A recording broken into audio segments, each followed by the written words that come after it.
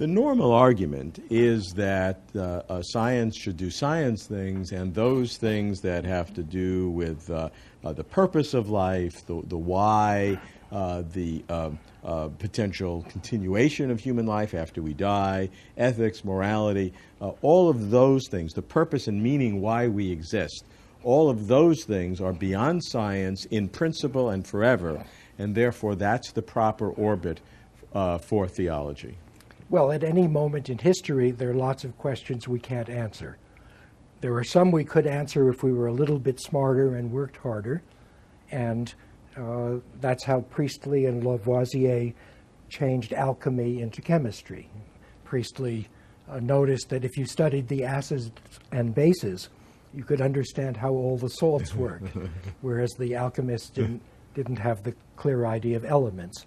So there's great progress in things that maybe for 1,000 years no one could understand.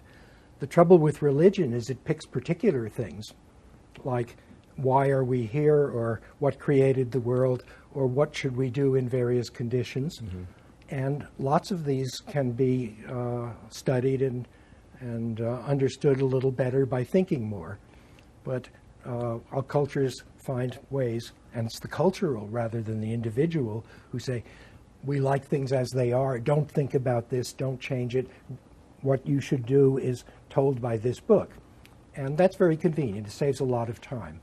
At any period, if there are questions science can't answer because there are no tools, then why knock yourself out? And the culture, I can regard religion as wonderful ways to save a person's time. They can get more done in their life if they don't think about hard questions. The only trouble is that most of the time those questions could be answered if you knew more. Like what happens after death? Well, we don't need death. There's no reason why people should die, except that right now we know lots of genes that cause disease.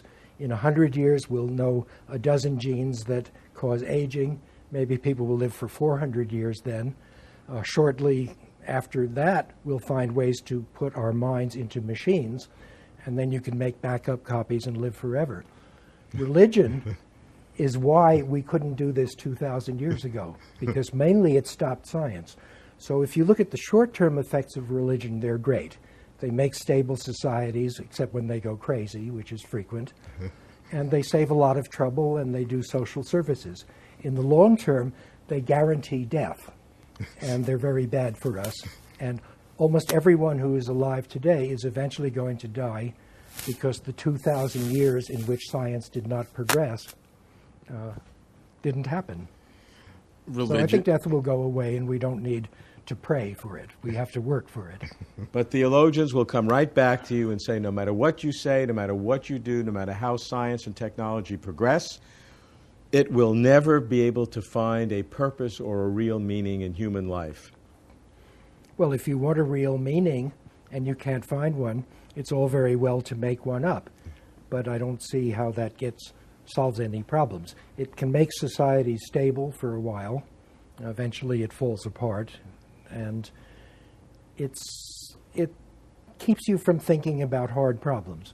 I think that there are many ethical philosophers who have worked out lots of reasons why some ethical systems might be better in some respects or for some situations than others.